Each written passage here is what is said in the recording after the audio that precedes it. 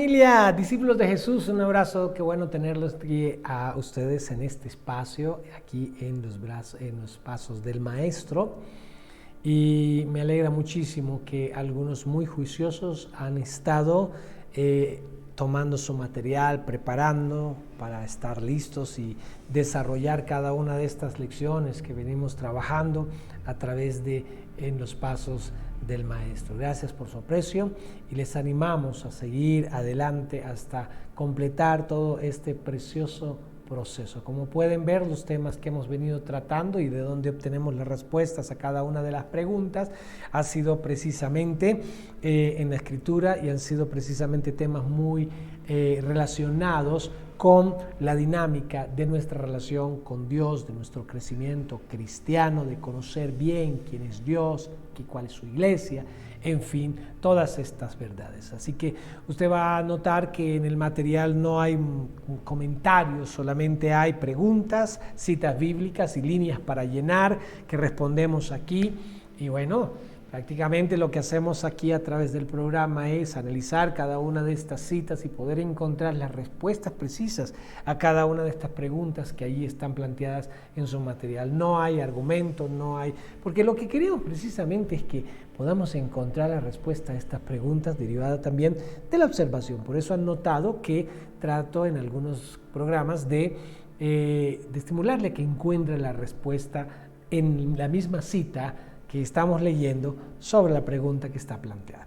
La pregunta para iniciar el programa de hoy es: ¿cuál es la obra del Espíritu Santo en los inconversos? Esta palabra inconverso no pretende ser una palabra ofensiva para nadie, es una forma de decir a los no convertidos.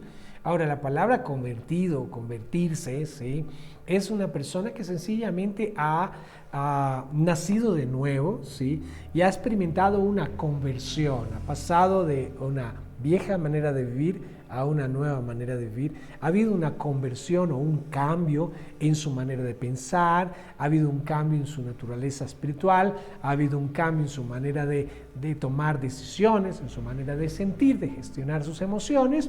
Ha habido el esencial cambio de que el Espíritu Santo ha entrado a morar en el individuo y está haciendo una maravillosa obra de santificación y de perfeccionamiento en nuestras vidas. Eso es lo que llamamos convertido o conversión, ¿sí? Y cuando usamos la palabra inconverso es alguien que no ha experimentado estas cosas que ya acabo de referir como la persona convertida. Entonces, casi la pregunta en esto, aunque hemos titulado la pregunta ¿cuál es la obra del Espíritu Santo en el inconverso?, es poder entender que el Espíritu Santo en nuestra vida no empieza a obrar cuando conocimos de Jesús al nacer de nuevo. Él viene obrando desde tiempo atrás, desde antes de esa experiencia. Y podemos notar eso en la siguiente cita. Juan capítulo 16, verso 8 al 11, dice lo siguiente por boca del Señor Jesús: y cuando Él venga, está hablando de el Espíritu Santo, convencerá al mundo de pecado, de justicia y de juicio. De pecado por cuanto no creen en mí, de justicia por cuanto voy al Padre y no me veréis más, y de juicio por cuanto el príncipe de este mundo ha sido ya juzgado. Ahora, este pasaje, cuando nos hace pensar en la obra del Espíritu Santo en el no creyente, cuando dice Jesús que el Espíritu Santo convencerá al mundo de pecado, ¿sí?, nota que no está diciendo convencerá a la iglesia de pecado. Ya la iglesia, bueno, era de quienes formamos parte de la iglesia hoy. Antes éramos parte del mundo. No nacimos inmediatamente al ser concebidos sin nacer físicamente ya ser parte de la iglesia.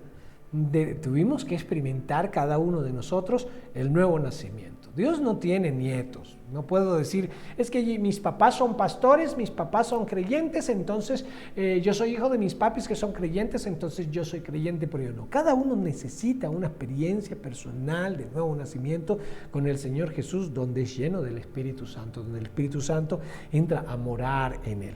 Pero el Señor Jesús destaca que la obra del Espíritu Santo en el hombre no empieza en el momento de la conversión, sino desde antes del momento de la conversión, trayendo convicción o convenciendo al mundo de tres cosas. Convenciendo al mundo de pecado, y vamos a verlo de esta manera. Decirle a alguien, usted es un pecador, puede ocasionar una reacción bastante fuerte por parte de esa persona. Usted no me venga a juzgar, usted no me venga a ofender, usted no me venga a decir que yo soy un pecador, usted no me conoce, usted no sabe quién soy yo. Puede haber ese tipo de reacción en muchas personas porque no van a aceptar en sus vidas que sean pecadores, porque consideran que el término pecado puede ser ofensivo para sus vidas. Pero un pecador sencillamente es una persona que transgrede las normas divinas, que viola los lineamientos de la Biblia. Entonces, si miramos la Biblia, el contenido bíblico como el manual legislativo divino, ¿sí?, pues hemos todos de una u otra manera violado estas normas. Y recibir convicción de pecado es recibir convicción de que no estamos viviendo según los lineamientos de las normas divinas, que hemos violado sus lineamientos y por lo tanto somos merecedores de condenación. Pero también el Espíritu nos convence de justicia y Jesús explica que nos convence de justicia por cuanto voy al Padre. Es decir, si Jesús hubiera muerto en su propio pecado como un pecador igual que los demás, no hubiera sido posible que Él resucitara, porque estaría muriendo por sus propios pecados, porque la paga del pecado es muerte. Pero no fue así. Lo que pasó es que resucitó, y no solo resucitó, sino que ascendió al Padre, dando a entender que lo que sucedió en la cruz satisfizo plenamente la demanda de justicia que el Padre tenía o que el juez eterno tenía por el pecado de la raza humana. Así que nos convence de que somos pecadores, pero también nos convence de justicia por cuanto el sacrificio de Jesús en la cruz fue acepto al Padre y se hizo en la cruz justicia para que nosotros pudiésemos tener nuevamente relación con el Padre. Y termina diciendo, y de juicio. Y él explica de juicio por cuanto el príncipe de este mundo ha sido ya juzgado. Y se refiere al diablo. Ya, y usa la expresión, ha sido ya juzgado. Desde la obra de la cruz se hizo también juicio sobre el príncipe de este mundo. Por eso cuando Jesús se manifestó a sus discípulos después de la resurrección, ahí en la gran comisión, pudo decirle, toda potestad me es dada en el cielo, en la tierra. Por tanto, id y haced discípulos a todas las naciones. Cuando la humanidad estaba toda bajo la potestad de las tinieblas, pero cuando hemos creído en Cristo hemos sido trasladados al reino de su amado Hijo. Y notamos entonces que la labor del Espíritu Santo empieza en el individuo antes de conocer del Señor Jesucristo, trayendo convicción a este individuo acerca de su pecado. Creo que ninguno de nosotros podríamos haber llegado a Dios si antes no reconocemos que somos pecadores, que necesitamos ser salvos. Esto es como cuando pasa con aquellas entidades, comunidades terapéuticas, como por ejemplo de los alcohólicos anónimos. Alguien que quiera un tratamiento, que quiera avanzar en el proceso, debe empezar diciendo, me llamo fulano de tal, soy un alcohólico y necesito ayuda. Entonces el primer paso es, yo me llamo fulano de tal, yo soy un pecador y no puedo salvarme por mí mismo, yo necesito la salvación que Dios ofrece para mí en la cruz. Y decir algo así es porque recibió convicción de ello, no porque sencillamente se nos ocurrió decirlo. Alguien nos convenció de ello y eso lo hace el Espíritu Santo.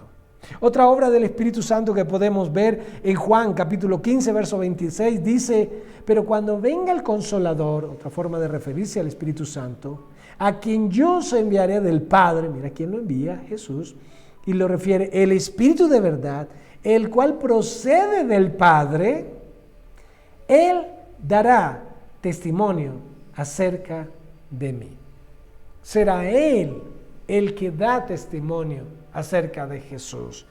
Por lo tanto, no es posible conocer al Padre sino a través de Jesús, pero tampoco es posible conocer a Jesús sino a través del Espíritu Santo. Así que si quiero conocer al Padre, debo conocer a Jesús, y si quiero conocer a Jesús, debo dejar que el Espíritu Santo me guíe, me dé testimonio de Él a través de su palabra. Así que la segunda obra del Espíritu Santo en quien no ha conocido de Dios, en quien no ha nacido de nuevo, el no creyente, el inconverso, es el recibir el testimonio de Jesús a través de la palabra por el Espíritu Santo. Ahora vamos a entrar a la última pregunta de este tema. Es una pregunta cuya respuesta es algo extensa, por eso empezamos en el episodio de hoy, que es el cuarto de toda la serie sobre el Espíritu Santo.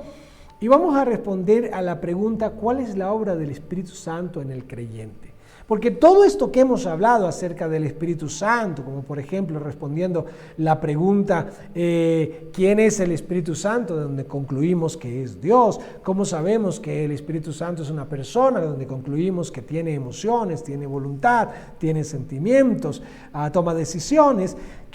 También respondemos la pregunta, ¿cómo sabemos que el Espíritu Santo es Dios? Y vimos que tiene atributos divinos, que Él es eterno, que Él es omnipresente, que Él es omnipotente, que Él es tratado en la Biblia como Dios. Y esta última pregunta que ahora estamos desarrollando, que tiene que ver con cuál es la obra del Espíritu Santo en el no creyente, ¿sí? Podemos, de donde respondemos que es convencer de justicia, juicio y de pecado, justicia y juicio, y dar testimonio de Jesús.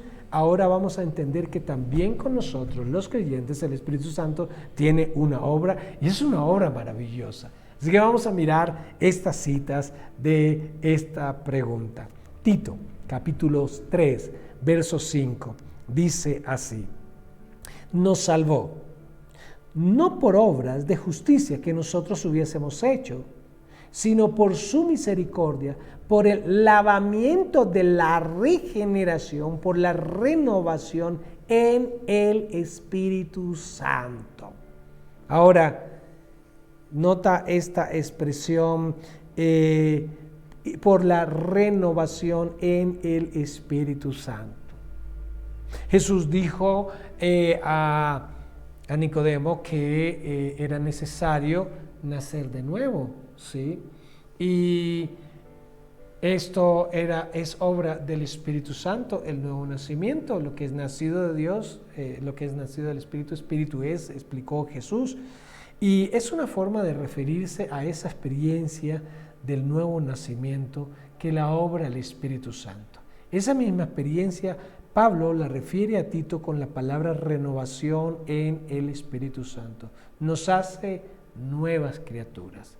Por eso hay otro pasaje donde dice, si alguno está en Cristo, nueva criatura es. ¿Sí? Las cosas viejas pasaron y aquí todas son hechas nuevas. Es un nuevo comienzo, es una renovación que hace el Espíritu Santo en nosotros ese día cuando conocimos de Cristo, cuando vino la convicción a nosotros de que somos pecadores, de que merecemos la condenación, pero que Dios envió a su Hijo Jesucristo a morir en la cruz, y el Espíritu Santo nos da testimonio de que todos podemos ser salvos creyendo en Cristo Jesús. Entonces viene el milagro de la renovación, de este nuevo nacimiento que obra el Espíritu Santo en nuestras vidas. La segunda, según el tiempo nos alcanza, en Romanos capítulo 8, verso 2 dice, porque la ley del Espíritu de vida en Cristo Jesús me ha librado de la ley del pecado y de la muerte. Ahora este es un pasaje maravilloso, hay mucho que decir de eso, aunque el tiempo no nos resulta corto, sí, pero está diciendo el apóstol Pablo, sí, que hay dos leyes, la ley del pecado y de la muerte y la ley del Espíritu de vida en Cristo Jesús. Ahora, la palabra ley aquí no es norma, no es de jurisdicción, es la ley como la ley de la gravedad, es la palabra principio, el principio de la gravedad, la ley de la gravedad. Y está diciendo que hay dos leyes operando en el individuo, y es la ley del pecado que incita a que cometamos pecados y que cometamos faltas. Pero hay otra ley que opera en nuestra vida, es la ley del Espíritu de vida en Cristo Jesús. Y dice que esa ley del Espíritu de vida es la que me libera de la ley del pecado.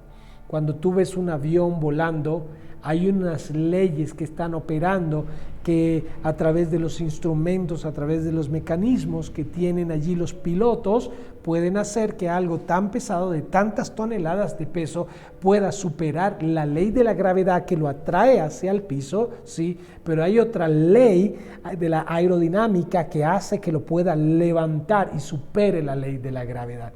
Hay dos leyes operando en el avión, la de la gravedad y la aerodinámica. Sin embargo, cuando los pilotos están allí manejando, determinan cuál ley es más fuerte, la de la gravedad o la aerodinámica, y los instrumentos le ayudan a equilibrar, a hacer más fuerte una de las dos fuerzas. Ese mismo fenómeno sucede en la vida del ser humano. La ley del Espíritu de vida, que es más poderosa, es la que nos libra de la ley del pecado y la muerte, que nos incita a cometer faltas que desagradan a Dios. Y esa es la obra del Espíritu Santo, librarnos de la ley del pecado y de la muerte. Nos vemos en nuestro próximo episodio, aquí en Los Pasos del Maestro.